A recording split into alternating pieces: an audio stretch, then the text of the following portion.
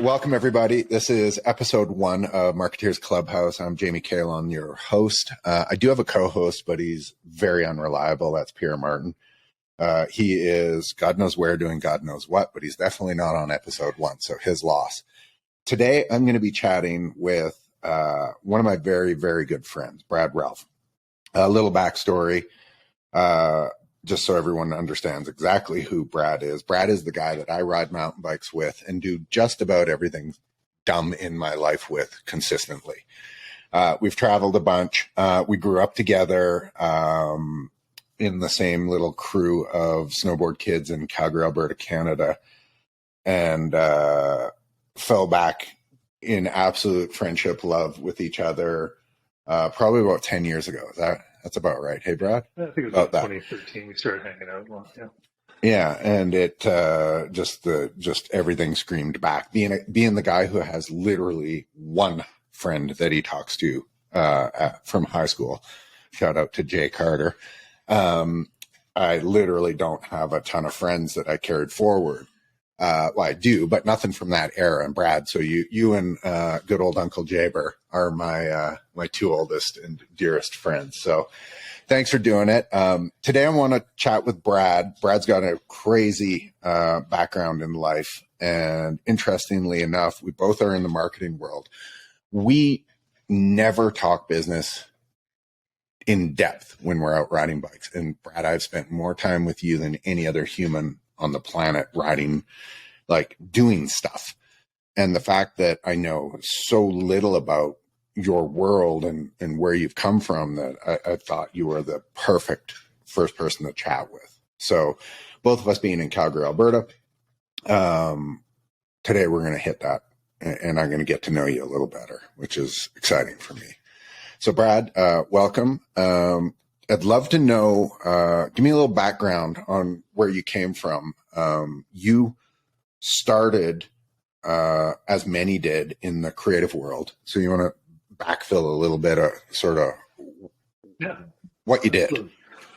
It's funny because you're not the only person who doesn't exactly know what I do.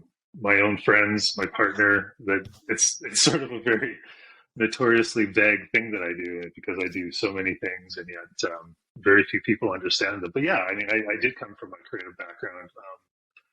I grew up being really artistic. I had a father who was into photography, a couple of good friends in high school who were in photography.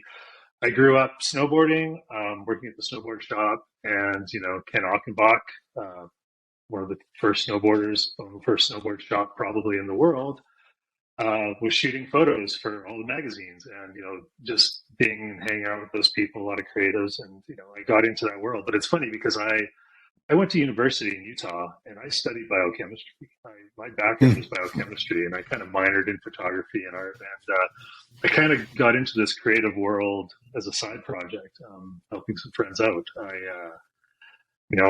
It's the same old story. You have some friends from high school, friends who are in bands, snowboarding, whatever. And, it was a scratch your back, I'll scratch yours kind of situation.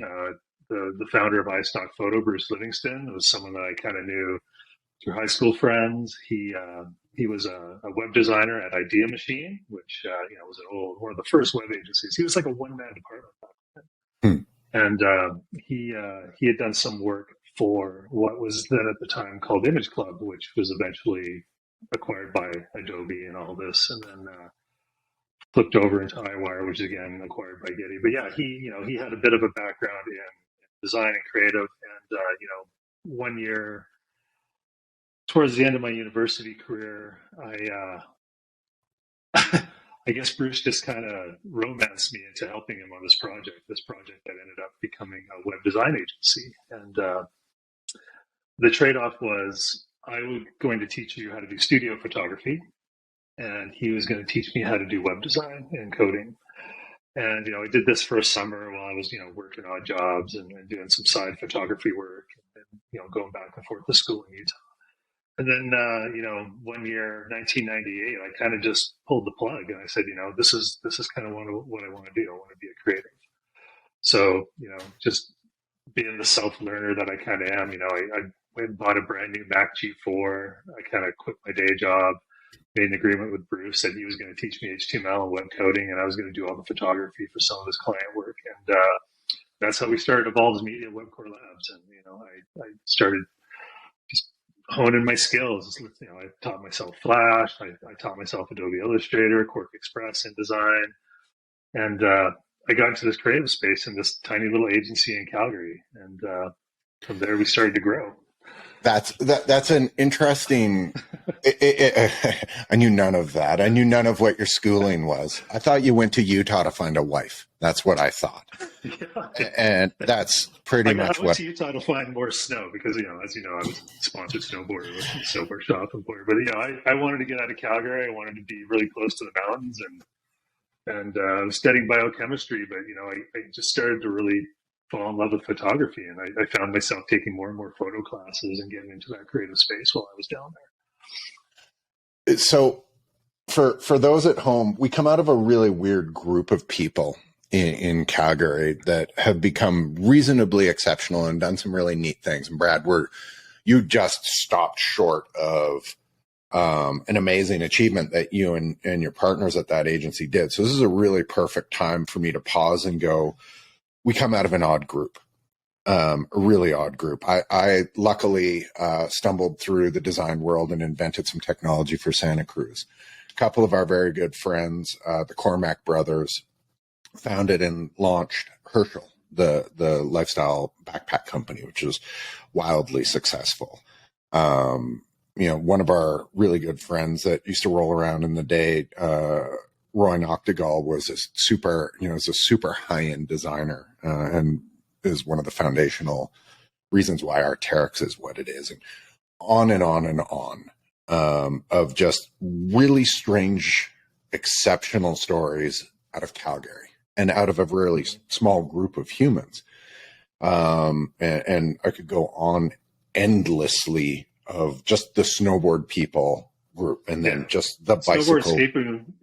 Snowboard, skateboard, cycling influence in Calgary was like, it was like this melting pot of creatives that spawned all these great little businesses and creatives. I mean, Jeff McFetridge, perfect example. I mean, Jeff McFetridge used to do all the graphics and t-shirt design for Canada Snowboard Shop, and then moved on to Barfoot Snowboards, and now he's like one of the most celebrated graphic artists in the world right now. He's doing Hermes, he's doing watch faces for Apple. I mean, the guy he's everywhere. It's an amazing story. Yeah, it's like that out of our group.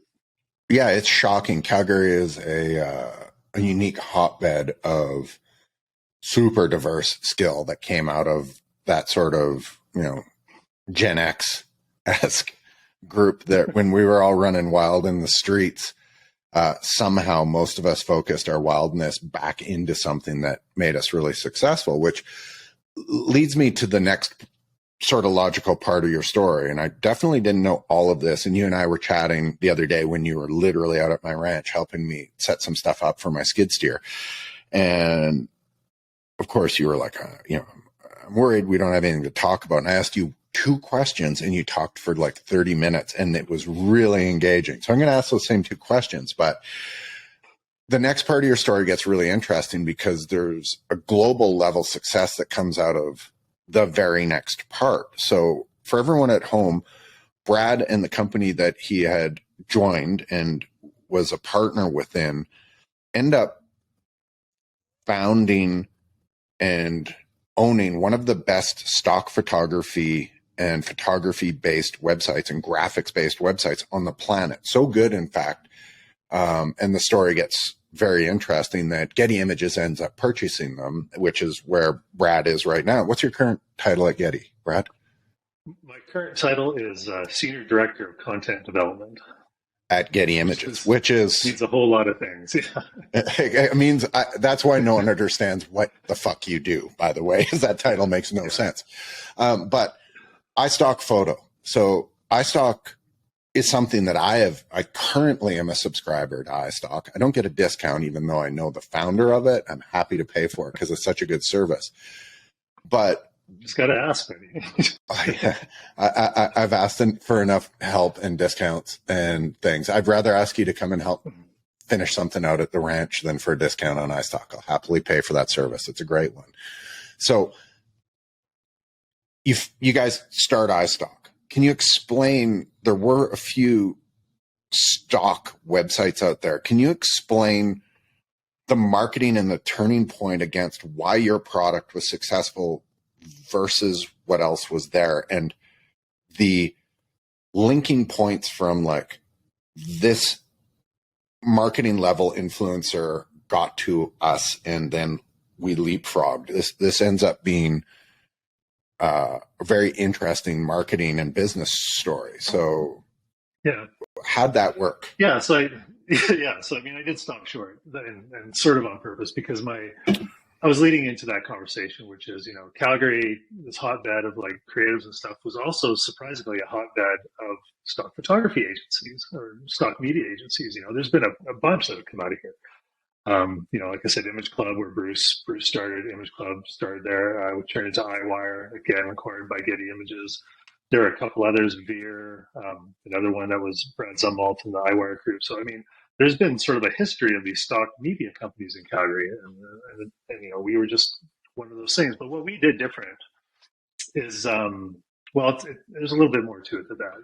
This web agency that we had, we were building these sites for other clients. We were doing work for iWire and these other agencies, and Bruce, in his background, said, around 1999, 2000, when the dot-com bubble kind of burst, and we were getting worried. We're like, why don't we start this? And the reason, the whole precipice for us starting this is because of the kind of design we were doing.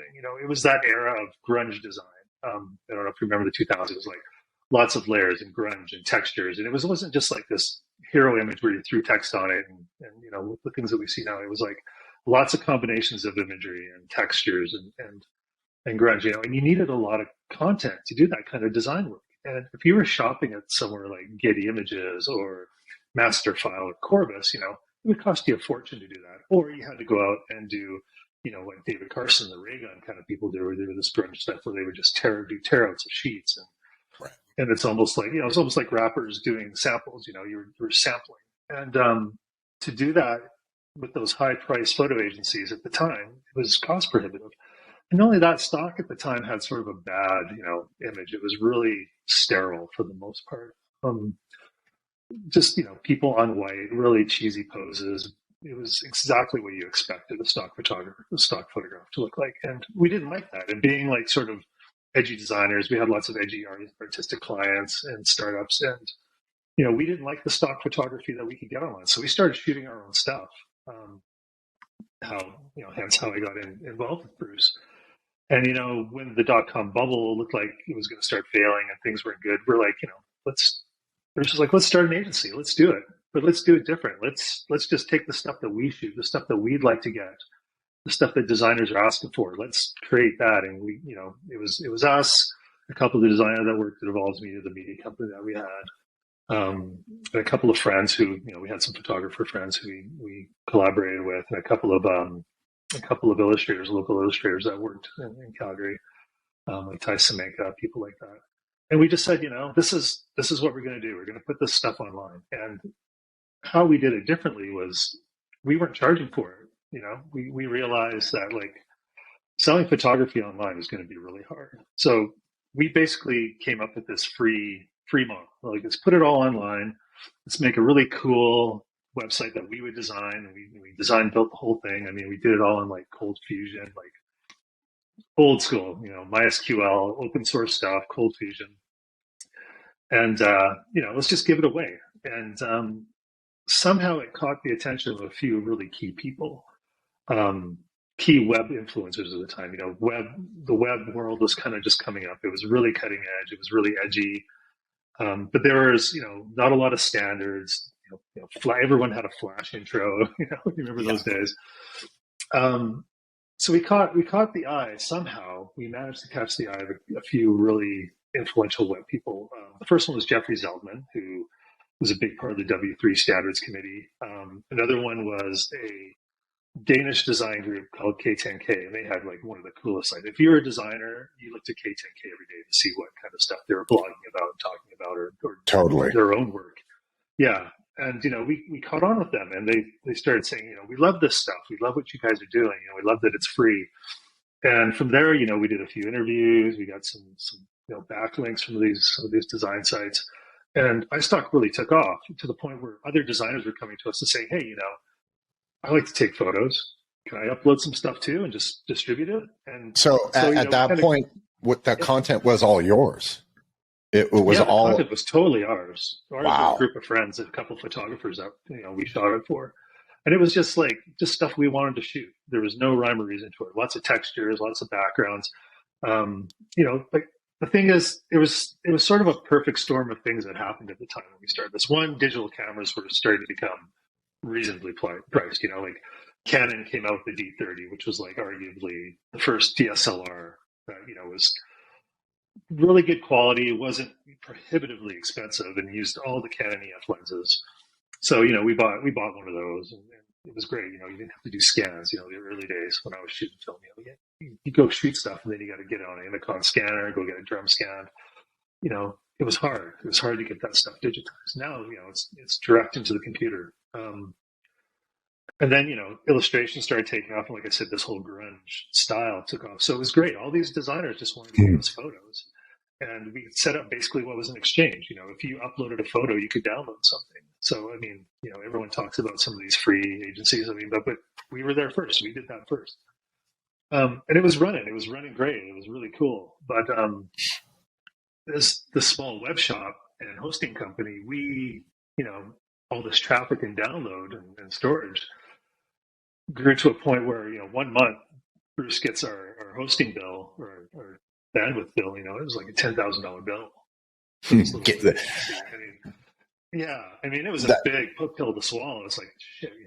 That's a lot of bandwidth for a small. Definitely time for the game to change. Yeah, definitely. Yeah. So we realized at that point that look, we got something good here. We've got traction, but this is going to cost us a fortune. We need to charge for this. And so what about what year roughly is that? Just going back again. This is 1999, 2000. Yeah. Ooh, Y2K. Officially, we started building. Yeah, we officially started thinking about this in '99, but iStock officially launched in February 2000. It was February, March 2000, sort of our official date. So yeah, we were early, and the difference between us and the Getty Images, the master files, the Corvuses, of course, was not only the content was different, but we weren't charging, and when we did start to charge, we realized we want to keep this fair, and we're going to do it in a way that we give back to the artists. So just like those agencies, we wanted to give everyone a royalty, but we wanted to keep it low. So we were charging like 25 cents a photo. We figured, we did the math. We're like, we could do this for like 25 cents a download. If we did it for 25 cents a download, 25 cents a download, give the photographers, 5 cents or 10 cents or whatever, give them a percentage of that. We could just make enough to pay the hosting bill. And it just kept growing. We kept adding more and more people, some photographers who had tried, talented photographers who had tried to get into the real stock imagery business, like, going to Getty Images, going to Masterfile, who just, the bar for those agencies was prohibitive. They didn't want your stuff if they didn't know who you were, because they were selling images for $300-400 an image, for royalty free. So this is an interesting spot, because part of your guys' success comes into the pricing model of how you guys did this. And I remember this super clear, because back in that time, my agency 54 Blue was just starting to do a whole bunch of work for Oakley, the eyewear company.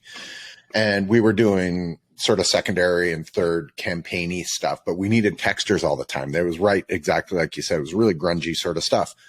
And because it was for such a large client, we couldn't I was super afraid of just ripping it off. It was right in that hotbed of artistic works being intellectual property. And intellectual property you can't steal. Artistic works you can easily, everyone steals that. But as soon as it turned into IP, it became a real problem. And I was working for $1 billion company. So we had to start sorting things out. And that's exactly when I jumped into Getty. Of course, the very first place you go into whatever it was at the time, search engine, and you plunk in what you're looking for, and it's just Getty, Getty, Getty, Getty. And then one day I kind of caught this like third or fourth listing down of try something different sort of at iStock. And so, of course, I was like inquisitive, clicked in on it, had no clue it was from Calgary. But it seemed too good to be true. The pricing was ridiculous really quickly. And of course, it did sooner or later add up. However, it instantly got me. So what was your guys' strategy on going to that fractional thing where you were buying credits? Because that was like, to me, I was just like, it was so obvious at that point. It was so simple. From brand development to simple market executions, 54 Blue helps brands of all sizes grow with sustainability in mind. Their full-stack range of services include print, fabrication, design, web, interactive, content marketing, brand consulting, creative strategy, and more. Why not execute at the level of the big guys? Join some of the world's largest brands and lean on 54 Blue for your next go-to-market. Visit 54blue.com for more information. The problem, like I said, if you're going to charge 25 cents for a photo, that's great. But on the internet, everything's done in a credit card transaction.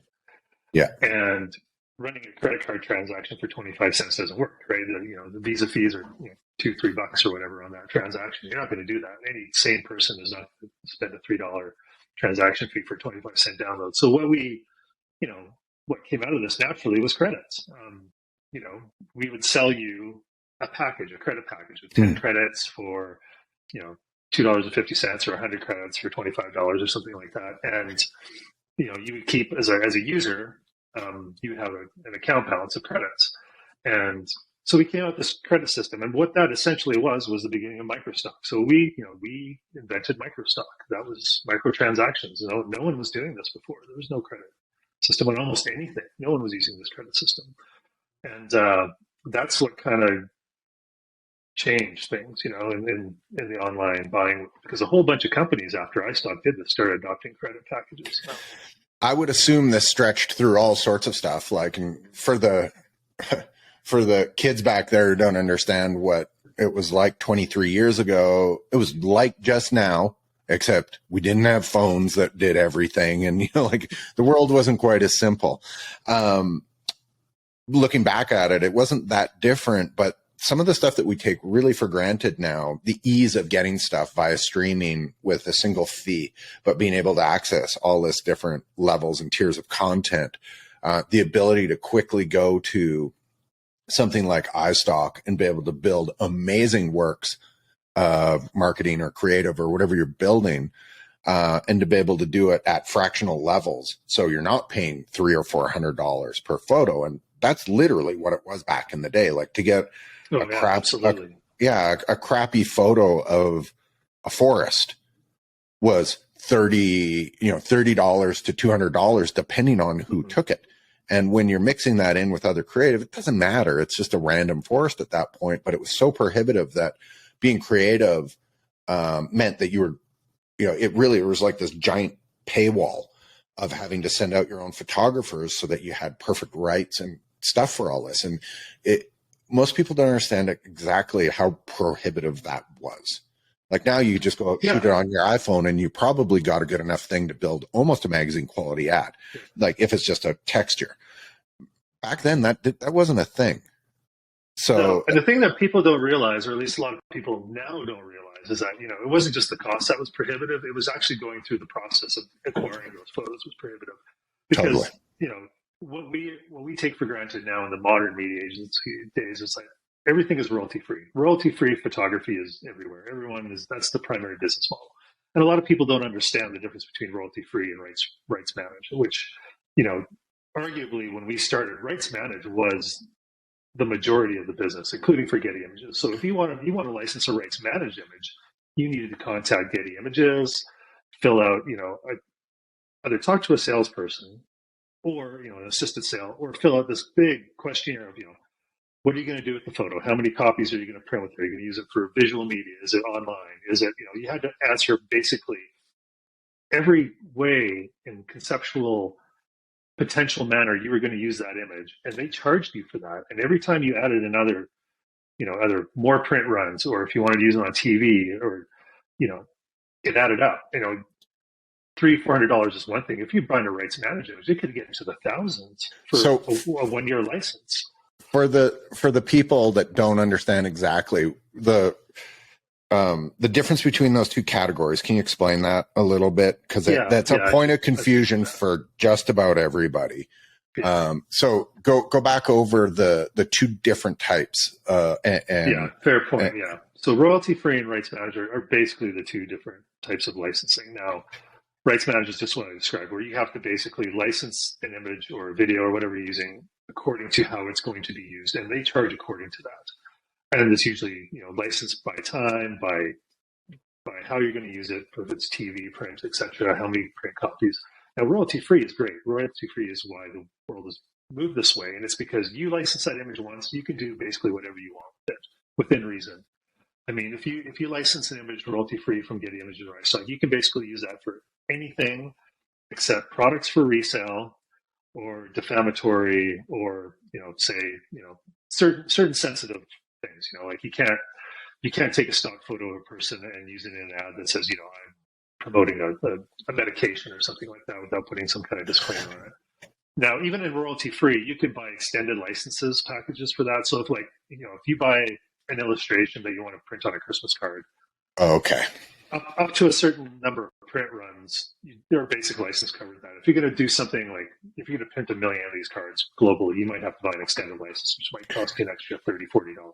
But the prices are so low and so simple compared to rights managed. If I want to buy a background, like let's just say it's a tech background of some variety that I'm putting on packaging of a product that I'm selling, is that considered something that needs extended licensing because I'm using that background within something that I'm actively selling, but it's not the main product, it's the supporting packaging against it? If it's the supporting packaging, it's fine. That's fine. Yeah. Okay. Yeah. Okay. As long as it's not the main subject. So like if for instance, if you own an online wall art company and you want to buy license an image that you're going to print out and frame and sell to people, that's an extended license. That's an item sell license. A little bit of an extra. But if it's just, for instance, a book cover is a perfect example. iStock imagery was used on a lot of book covers in the early days. You buy an extended license for that depending on the print run, but a basic RF license for the most part will cover a small publication. Selling the book. Yeah, the cover itself is not the content. So you're not using that content to generate the profit.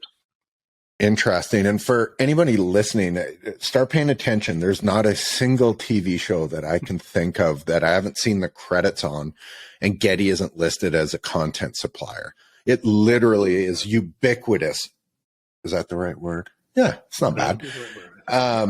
In the marketplace, it doesn't watch anything and it just wait and you'll see it, because the stock photography is so good now that it can, as filler content and background pieces or photography, or if it is something where historic photos are being used and there's media content being used, which most likely is at that point owned by Getty, which is leading into my next question to sort of disseminate the difference between the world of stock, the world of curated stock, which some companies do with you, and then the other side of your guys' business over at Getty, which is the sort of news business.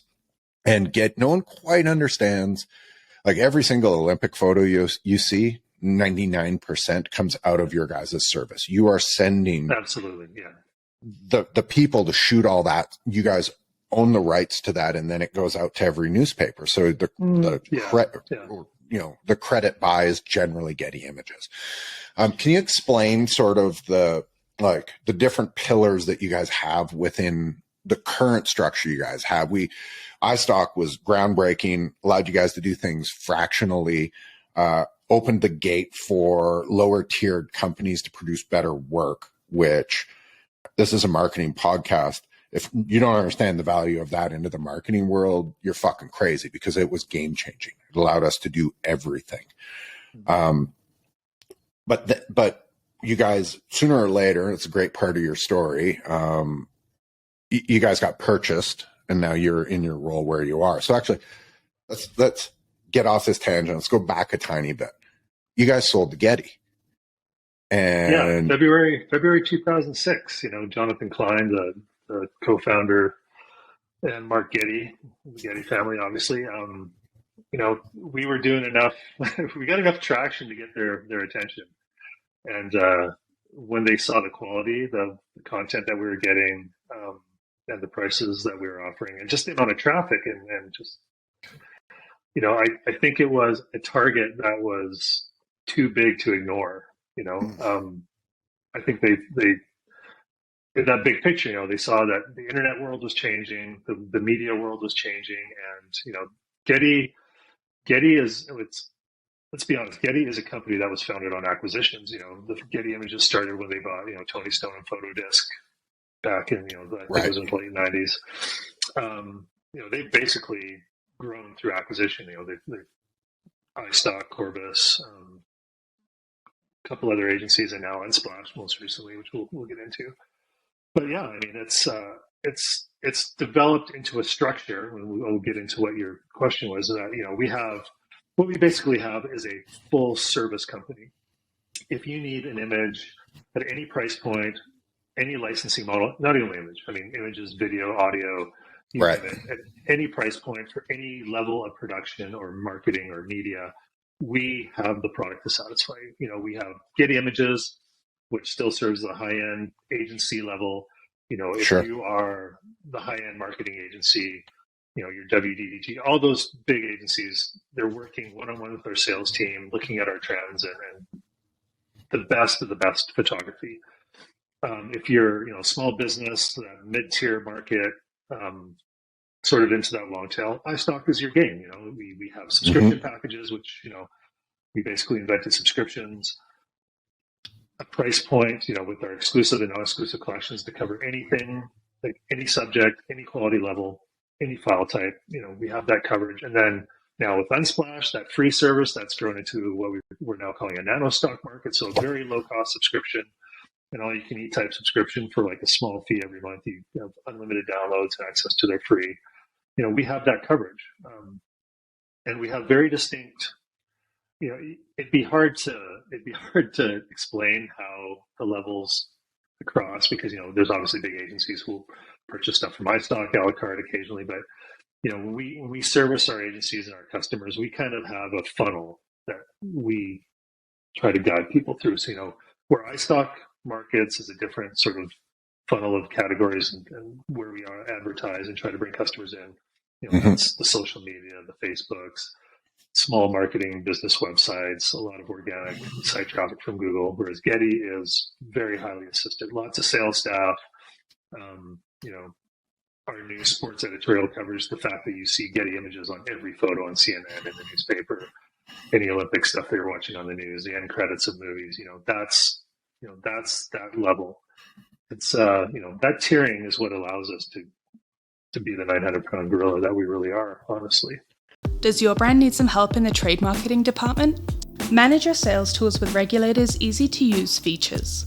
Whether it's fixtures or displays, POP, custom art, or promo products, you can submit single or bulk orders for all your locations within minutes using a simple, streamlined process. Deliver content, manage your budget, and view the market all from the palm of your hand. Move up to 10 times faster than your competitors and capture all the opportunities that put your brand on top. Visit brandregulator.com for more information.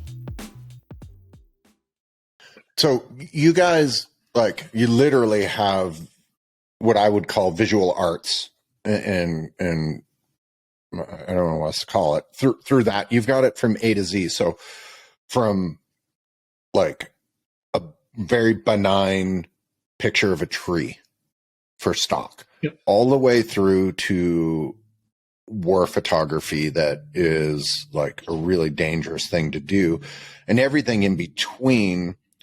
And so you guys are so attached to the fabric of just about everything that visually goes on the planet, which is a really interesting thing. I go to iStock and I go to Getty to understand what the seasonal trends are going to be looking like in advance. So there's, for the people that don't know, there's organizations out there that tell you what the new colors are going to be for the upcoming seasons. And there's organizations that tell you, you know, different types of visual arts that are coming out. And you guys are an interesting thing because you guys go through all these briefing. So you guys are connected to the highest end agencies. The highest end agencies will come to you, I'm assuming, and say, hey, we need X. And then you guys go out and you market to the agencies that work exclusively for you and go, hey, we have a high percentage of requests for the Christmas season of X. So, yeah. and you would this then is sort this of is really go through interesting. Yeah, this is what, you know, this is the stuff I love to talk about because I work on the creative side. Let's be clear, you know, the news, sports, entertainment, editorial. That's a huge part of Getty Images. It's the part that, you know, arguably gets the most recognition because, like I said, you see that Getty Images credit everywhere. You know, we're the official press agent, photo agency for the Olympics, for, you know, a lot of major sports, F1, Major League Baseball.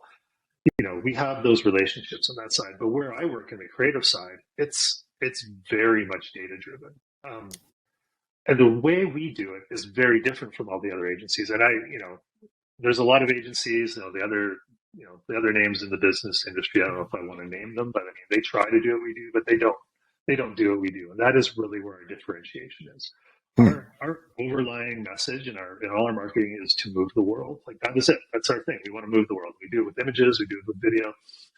And, you know, the news, sports, entertainment, the Pulitzer Prizes, the award-winning coverage, that's the obvious stuff that everyone sees. What they don't see on the creative side is the amount of work that goes in to learning what the trends are, as you said, talking to those big agencies, those media agencies and these foundations and these thought leaders, and then taking all that information, disseminating it, turning it into data and information and briefs that we can give to our photographers to go create that imagery that is differentiated. You know, you can go get a picture of an apple on white from us or from Shutterstock or from any of the other creatives.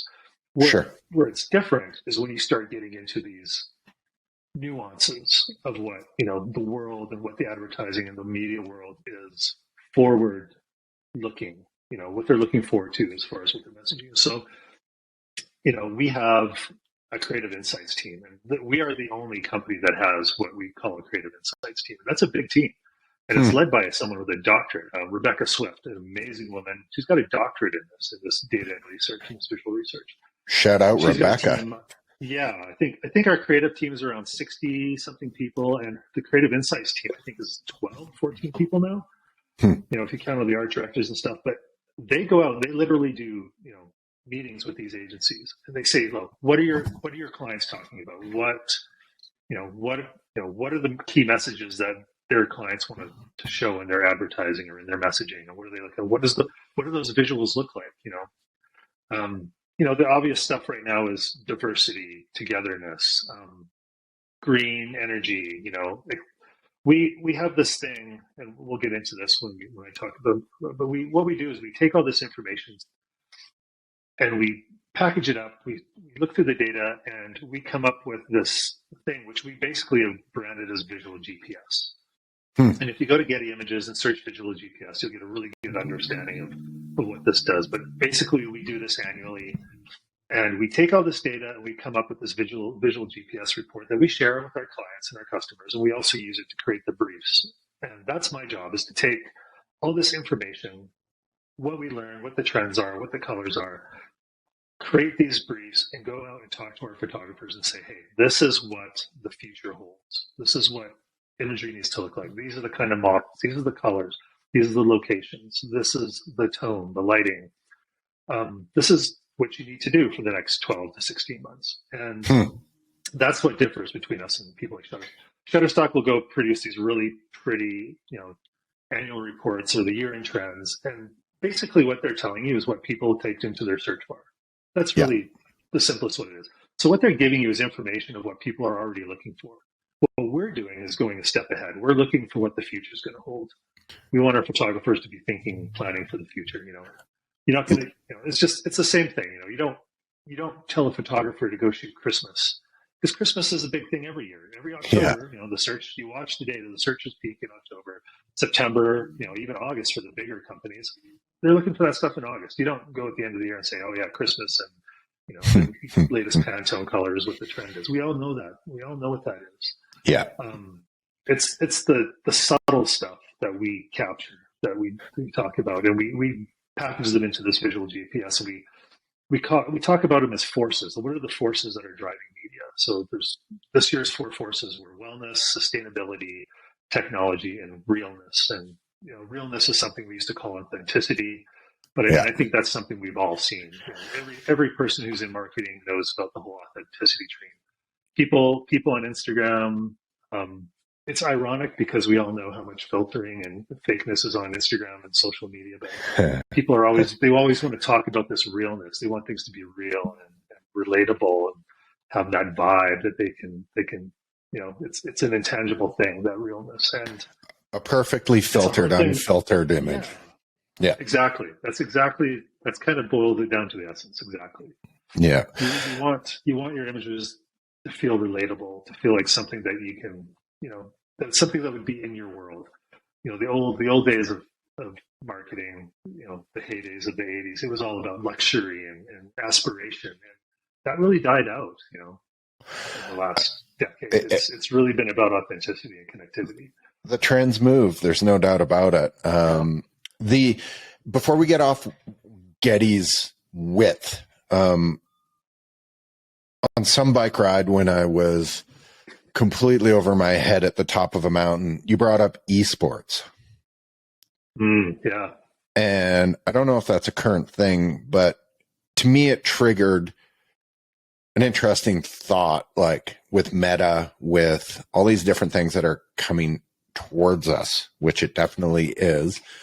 A company that is based its roots in physical reality photography, which is what you guys do. And we also, we could talk forever, and it might be a different conversation about AI and photo generation and these types of things, which literally makes my mind itchy when I think about the possibilities of this. I'm with you. Yeah, it's a problem right now.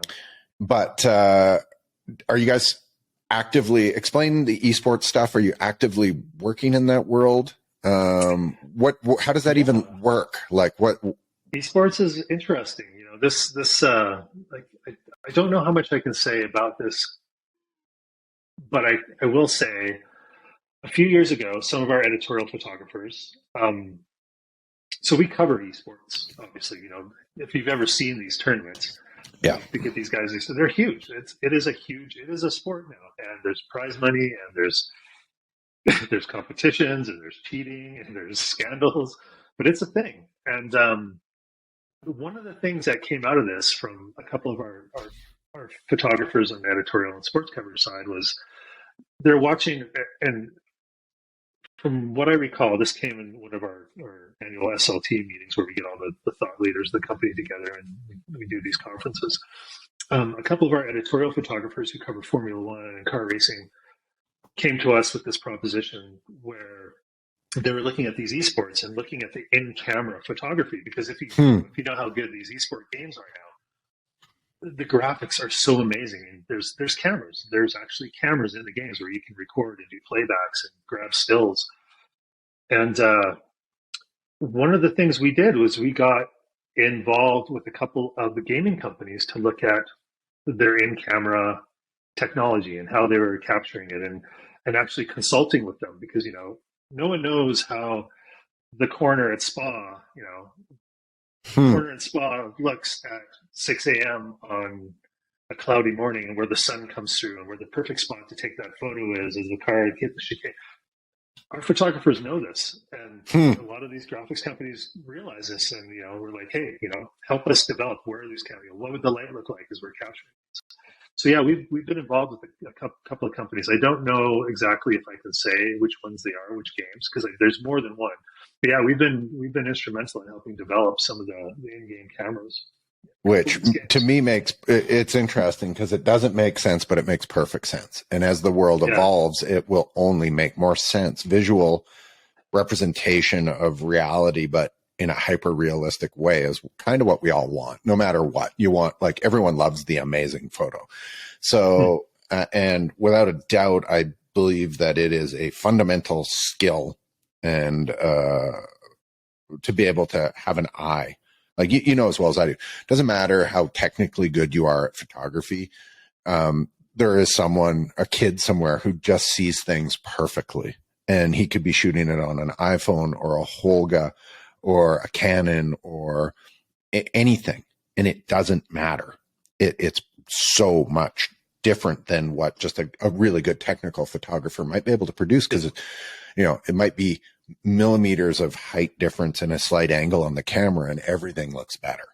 So absolutely, I don't find think that a lot interesting. of people realize how much technology Getty is involved with, because you think of the simplest thing, which is we take and license photos, but again, there's a lot of technology that a lot of people we talk to, a lot of technology skills that we use to make ourselves different. Because if you're covering the Olympics, there's other agencies covering the Olympics. How do you make sure you're not getting the same photos? But as the official Olympic agency, they hire us, and we pay a lot of money and they pay us a lot of money to do that job. And if you're just going to take the same photo that the guy next to you in the pit is going to take, why are we charging that premium? Well, we do things differently. We develop technology to take photos in a different way, whether that's putting cameras in the pool. I don't remember exactly, but I think it was the Beijing Olympics. We had a couple of our people in New York develop a camera system that actually was on a pole and fell with the high divers of the divers in the pool, and it would follow the divers into the water. This camera, it would just reset.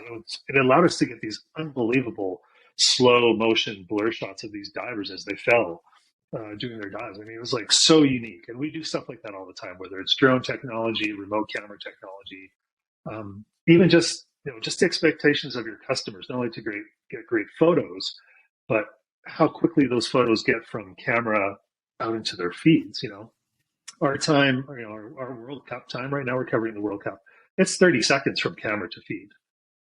That's incredible. Literally, from the start of the Olympics, we are consulted at the beginning of the Olympics where our media, we create a media office, where it's going to be, how much cabling we have to run for every camera. The second we start, planning for an Olympic coverage, we're in there. We're talking to the architects, to the organizers. Where are we going to put cameras? Where are we going to run our cables?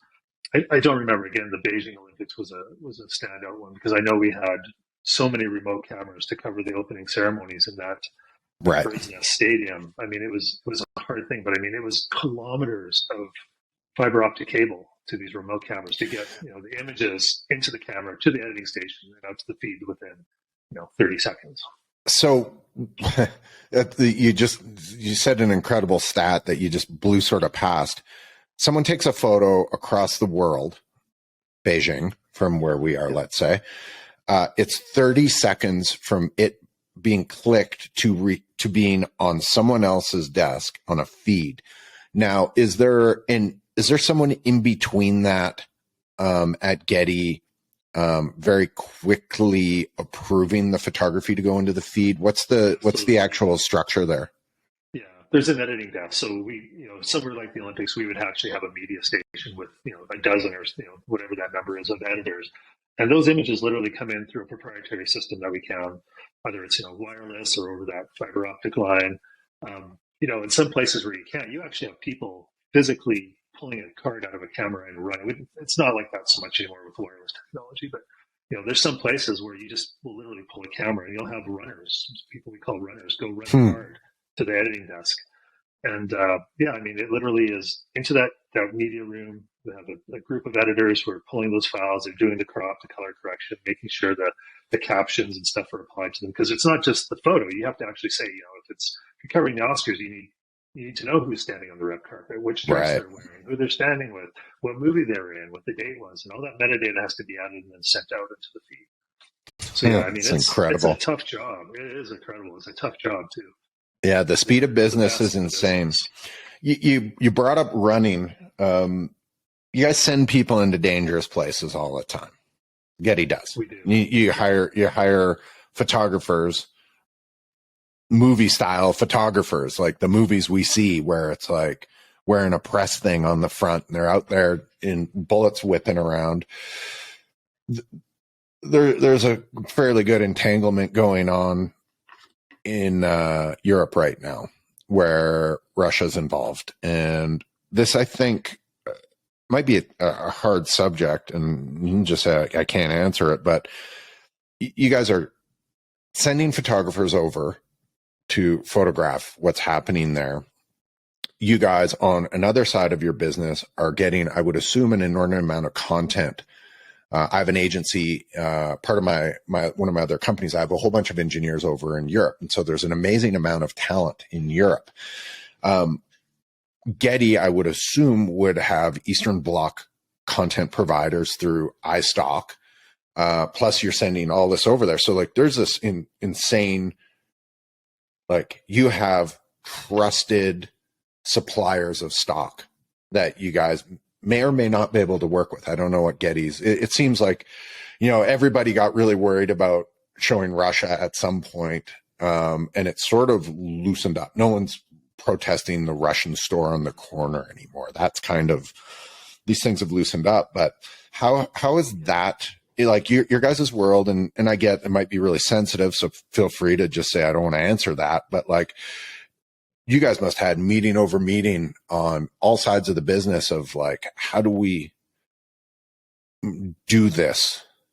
Like, how do we like? It is a tricky subject. It is touchy. I mean, I'll address those separately. So the war thing is the war photography thing in the news, and that that's done a little bit differently in certain situations, and that it also changed for us. The photographers that go into those situations are ones, they're volunteer. They either ask.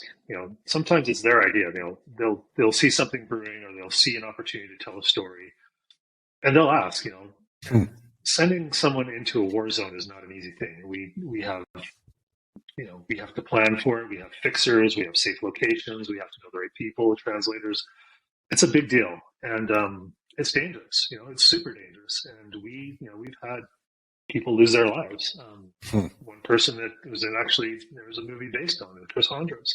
And after Chris Hondros' death in Afghanistan, it was it was a big subject in the company about whether we wanted to do this or let people do this anymore. But it's important, and we want to go cover that stuff in an honest, unbiased way, and it's hard to do that and ask someone to put their life in danger. Now, they're a different breed. Photojournalists, especially photojournalists, are a totally different breed. They have passion for that. They want to do it, and sometimes, Pancho Bernasconi, who's the head of that sort of area, he's got a tough job, and he's lost friends, and it's a hard thing to do. But and it's not just about winning Pulitzers. We recently won Pulitzers for the January 6th insurrection coverage. Right, we're fantastic photographers. But there's other things that are dangerous too. John Moore, he covered things like the Ebola and the COVID crisis. He sent someone into Africa during Ebola outbreak. That's just arguably just as dangerous. Easily, yeah. Yeah, but he's done some amazing coverage, and those guys are a different breed. But yeah, when it comes to Ukraine and Russia, I don't know that we've sent anyone there. I think we've had a couple of people go in and out, but I think on some of those stories, we rely on local stringers that aren't technically staff photographers that we work with to cover that stuff. I don't know personally. We may have someone in the Ukraine or in Russia right now covering that stuff. That's a whole different thing. But when it comes to working with photographers in that region, like on the creative side, it has been very difficult because, what's happening is, we have a lot of content that comes from a region, a lot of good content that comes from a region. I'm not going to give percentages because that's, private crucial information for a public. Yeah, for a public company, that stuff I don't really want to talk about. But a good percentage of our photography comes from the Ukraine and Russia. And a good percentage of our top selling photography comes from the Ukraine and Russia. And right now we're having as everyone is, like this is a universal problem for every stock agency. Paying people in those countries is almost impossible. As Right. of the middle of December, our last payment supplier, Payoneer, is going to stop being able to pay people in Russia to the Russian banks. So it is a dilemma, because it's not the Russian people, it's not those photographers who are the problem. This is arguably a directive from Putin and whatever his regime's plans are. And these creatives that are in that region are paying the price for it because we can't pay them. And that's how sanctions work. Brutal. Yeah. So we have some tough decisions to make. Do we pull their content down? Do we just remove it from the site and freeze it, or do we close their accounts fully? Because we don't know when we'll be able to pay them. And these would other agencies like Shutterstock to talk about this. And these are innocent. These are innocent people. These are people that are not involved in this. They're just creative people that happen to be Russian or in that region in a spot that's obviously being affected. It must just be like gut wrenching because they are literally without, like, they just can't get paid. You can't even get their money. And it's hard because a lot of these people, this is their primary source of income. Not all of them. I mean, a lot of people on iStock have day jobs. And this is a hobby, but there are people who this is their profession and this is their job. Right. So not being able to pay them, but we can technically still sell their content, but we can't get the money to them, which is it's a dilemma. Now, do we keep selling the content and collecting the revenue and then pay them eventually? Who knows when that could be? That could be a year, 3 years, 5 years. We don't know. But the other part of this is surprisingly what I'm taking away from this is how resilient these people are, especially in Ukraine, because when this happened, we were watching our submission volumes from the region, and surprisingly, they dipped. They initially dipped, but they rebounded pretty good. I mean, they're still producing content, and I don't know if they're producing content outside of Ukraine where they've fled, but they're still finding a way to make content, keeping their internet connection up, and supplying us with imagery on the creative side. Russia, the same thing. Again, Russia hasn't been affected, so the creators in Russia are producing content. But there has been a dip because are you going to start uploading and selling photos not knowing you're going to get paid for them? Probably not. Right. So we are in a kind of a tricky situation right now. I don't really know how it's going to play out. I mean, there's a lot of people in legal who have to figure this out, legal and finance, because there's a couple of ways we can go with this. Yeah, I'm assuming it's going to get really, really tricky. So, thanks for being honest about that. That's a tough thing for I think any company. Through my agency, we're dealing with a few companies that have ambassadors, athletes, that are heavily Eastern Bloc influenced. Some brands that deal in the hockey world have all sorts of decisions to make because there's tons of amazing Russian players. And so it's a tricky subject because there's just all these, they're just victims. Like they're a victim. And no matter what, these are good people and they're getting penalized over something that is completely out of their control. So it's always sad to see. Okay. So we've covered off, you guys, you guys initially with iStock came up with fractional. You guys have merged in and you've got this big thing. You guys just took on a new acquisition, which I know that you're heavily involved with, which is a company called Unsplash. Can you explain a little bit what that part of the business is going to do? Is it different? Is it just another option against like a different branded option that is the similar as what you guys do, but just has their own following? What's the reason why this acquisition seems like a good move forward? Yeah, well, it's an interesting thing, and again, this stock agency, the stock photography thing has gone through these evolutions, and I think this nano stock is what we're calling. There was stock, and then iStock was the Microstock or mid stock is what it's called now. There's this new tier of photography that has been gaining popularity, and it's what we're calling nano stock, and it's subscription based, high volume, so basically a very small fee, almost what you would pay for a single iStock image a month for basically an all-you-can-eat download subscription now. There's other players in this market. The big one, Free Pick, which is based out of Spain. Unsplash, the one that we just acquired last March, based in Montreal, another Canadian company. Really interesting story. They started as a Tumblr blog, actually, where they were just posting really great, highly curated photos. And again, it was free. It was very similar to what Flickr was in a way. It was a lot of highly artistic, creative photography. Not a ton of commercial value, but different enough that people were using it.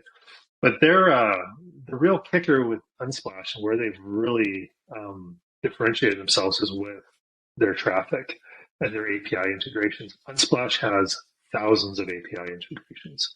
So, for instance, Figma. If you're a designer doing web development stuff, you probably use Figma or one of these design tools. They are plugged in, or Canva. Everyone knows Canva. Mm-hmm. My producer Jazz is laughing in the background right now. Yeah. Use Figma or Canva. They're pulling in Unsplash imagery through Unsplash's API for everyone from students to really tiny small businesses or design students. People just using it for mock-ups. They have a wide user base, but it's all these API integrations, tens of thousands of them. So their traffic is absolutely enormous. I mean, they dwarf iStock and Getty combined, their traffic. So, I mean, just from that perspective, makes sense. Integrating, so yeah, we acquired them. I think the first thing we did was put affiliate banners in there. So, if you do a search on Unsplash, you'll get the Unsplash free. Then you'll see a little banner of similar images that will point you to an iStock search. You can go license them on iStock. So what we've done is, we just launched this in October, was create a nano subscription on that where I think it's like $15 US or $12 US a month where you can basically download unlimited. Now, the caveat with Unsplash, of course, is the free stuff is not commercially, I wouldn't say it's not useful, but it's not released. So it's sort of use at your own risk. Obviously, I don't think I would want to download an image with a person from Unsplash without making sure all the releases were secured and using it as an advertising thing. But so all the imagery that we've developed for the Unsplash paid subscription collection is released fully identified to the iStock standard. So it's just adding another layer onto that already massive and volume. That they have. Yeah, it is a volume game for sure. That traffic is a real nice thing. I can bet that's going to help feed the beast for quite a long time. Amazing. Super cool company too. Yeah. Cool. Yeah. It's always nice. And you've mentioned the people are great and there's lots of, good symmetry, between your company and them. So it's really interesting to see all that.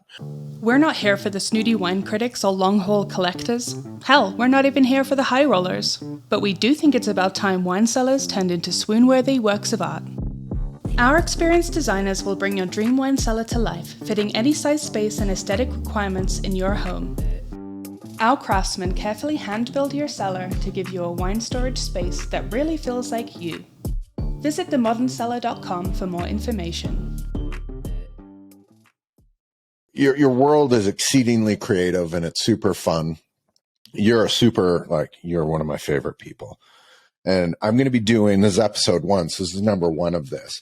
I want to do a segment in this, because I'm going to be you're a cool guy. You are.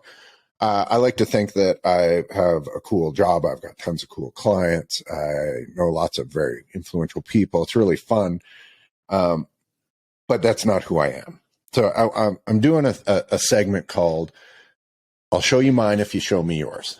And what this is, Brad, is I'm going to tell you something that you don't know. Can I go on a diet first? No, this is, I don't want to, I don't want to see anything like that, but maybe I do. And I probably have. We've changed on the trail side enough times. I've scars maybe. Yeah, no I know doubt. you're winning now. Yeah, I am winning in the scar department. No, this is to say here's what it is. We're not as cool as we think we are. Oh, absolutely. And we all have so many amazing little things. And so my show you mine, and you don't have to do it, but every episode I'm going to do a show me mine, show me yours, and I will give mine up first. I have watched, this is something you don't know, I have watched literally almost every single episode of The Voice. I am a super fan of that show. And your head just exploded. I fast forward. There's certain parts of it I don't love, and I fast forward through pieces of it. But the blind auditions I can't get enough of. In fact, I cry sometimes in The Voice. It's so emotional and so powerful. My business partners, my wife knows that. No one else knows that. This makes me slightly more human, makes me a little different. What's yours? And it doesn't, by the way, I don't want you to admit to a murder or anything that's going to get you in too much trouble. And we can come back to this, and we can come back to this, so you can dwell on that, because I've got a couple other questions. So we'll come back to yours. And can I make an admission? Yeah. Allison loves The Voice. My partner Allison, she loves The Voice. I love watching it with her. You can't steal mine. You can't steal mine. No, I'm not stealing thunder, but I am. It is an emotional show. I found myself getting a little choked up sometimes. I'm not lying. That's a valid thing. It's unbelievable. And for anyone listening or watching this, I dare you to watch blind audition after blind audition and sooner or later not tear up. It's almost impossible. Some of the stories are so impactful. It's crazy. It's literally crazy. And it's so raw. You don't know who these people are. They like, nobody knows who some people do, but no one really knows who this person is. It's all on the line. This isn't a professional thing. It's like, it's unbelievable. And so anyways, that's mine. So, which I love, surprised you. I have so many things that you don't know about me that I keep secret. It's going to be amazing. So keep thinking about that for a minute. So one of the things I wanted to quickly touch on is you guys have to market your services to creative agencies and that are going to produce for you. And on the backside, you guys also have to, the flip side of that coin, you have to market B2C to your consumer. So you have to market to acquire the goods because you are a marketplace. And you guys might produce some of your own content, but in the world of stock, you primarily have other people's content. And then you turn around and then you have to market that. Is it the same team that markets those two things, or is there an outbound market that, like, I know that you're involved in the briefing and the getting the good content. Like you're the one that's going out and directing that. Is there, like, obviously there is, I've just answered my own question. There is a separate team that is working on the other side that's marketing to the consumers, but you guys are in essence just a marketing beast. Yeah, and it's very different. You know, when you're that whole creative insights team that I talked about, you know, marketing on Getty Images is not like marketing a typical media agency. Like, we're not doing print ads, we're not doing TV spots, although we've done all those things. iStock, I used to be in charge of the entire brand when I was creative director when we first started. Print marketing, everything, web design. Getty doesn't do a ton of marketing like that. You know, it's mostly, you know, like I said, the editorial work we do and the awards we win is marketing in itself, and that carries over into the creative side. The marketing we do is really on the backs of that creative insights team, to be honest. Them meeting with big agencies, but it's also with some of the partnerships that we do, because we do some pretty high level partnerships, and we do marketing in an organic way. It's who we align with. It's our values. It's our differentiation. So, for instance, sure. You know, there's so many collections I could talk to, but, you know, Sheryl Sandberg, former CEO of Facebook, has the Lean In Foundation. You know, we did a project with her called Lean In, where we actually briefed photographers and talked about Lean In, you know, empowering imagery of women in business. You know, you can't be who you can't see, kind of thing. So, you know, we went out and edited a curated section of imagery and called it a Lean In collection and marketed that way through her foundation. there's so many of those things that we do. We did one for Refinery 29, again, empowering imagery of women representation, women's bodies, the Dove commercial kind of stuff. Unilever, we've done partnerships with them. God, so many of those things. GLAAD, the Gay Lesbian Advertising Alliance, whenever we do stuff with them, we actually use them as sort of a consultant. So when we do briefing on how to portray gay, lesbian, LGBTQ plus people, we talk to them. We say, we show them imagery. We use people from their foundation, and we even have recruited photographers to them to get diverse photographers, who again, it's much better for someone, a person of color or a person in that community, to be the photographer, the person taking those imagery, to really understand the nuances of that, right? Like that's those kind of partnerships. Those are the things that actually work for us for marketing, and it helps us actually market ourselves towards photographers too. So that is client facing, consumer facing, as well as how we recruit new talent as well. Now, the other ways we recruit talent is actually really passive. We have a work with us page. We do some Instagram recruitment where we go and look out. But I mean, honestly, other than specifically regional photographers, we don't do a lot of active photographer recruitment. You just brought something up. Do you have someone who scrapes through Instagram and looks for amazing stuff? And do you guys ever approach? Do you approach them and go, you have an eye that we haven't seen, we'd like you to start contributing? Absolutely. We do that. Yeah. We do that, we do that on Instagram. We do that through various other platforms. We'll go into like we'll go into other photo agencies and look for photographers that we don't know or work with, and figure out a way to get a hold of them and say, that's a common practice in our business. Amazing. Always. Yeah. Amazing. But when it comes to big partnerships, there are big partners. So there's individual contributors and there's big partners, because we represent things like, the BBC. Those are big partnerships. So BBC, Sony Pictures, Lighthouse Films. We have content for movies that are on our site. So some of your agencies do real well off of this. Absolutely. Real well.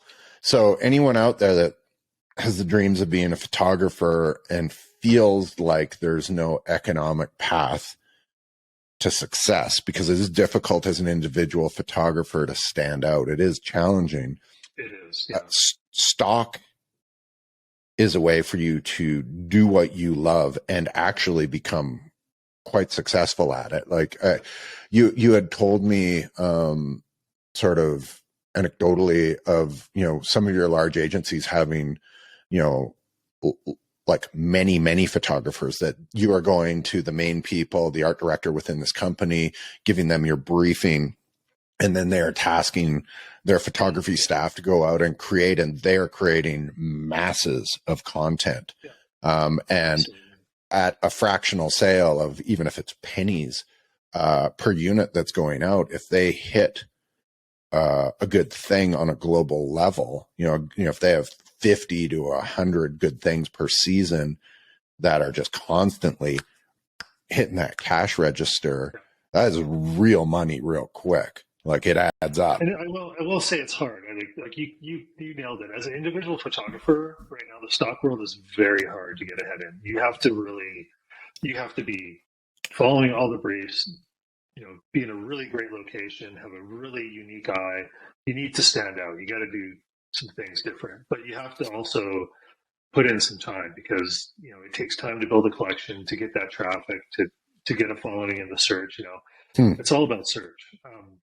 Like the search on your side. Sorry, search absolutely. On your side. Okay. Yeah, I mean it's a numbers game. There's only so many images on the first page of a search result thing. Right. Your task is to try to get in that first 2 or 3, because customers, you know what it's like to search for an image on a stock photography site. You do your search, narrow it down. How many pages deep do you go? Is it 5? Is it 10? Sometimes it's 20. If you're not in those first, yeah, that's the thing. It can be, but you want to get in those first few pages, and you want to have something different that's on trend. That's what people are looking for, and that's, again, it comes back to that creative insights team. If we can get the information in a concise and constructive way that the photographers are able to follow and execute on it, that's the best chance they have. Yeah, that's unbelievable. All right. Do you have one for me, Brad? What's your thing? God, And you can come back to this. Doesn't have to be life-changing, but something that just like, you're like, I've never told my friends this. I think I kind of gave this away. I am a bio geek. When people sit down, I have all these friends like you who read really good books. I am not a reader.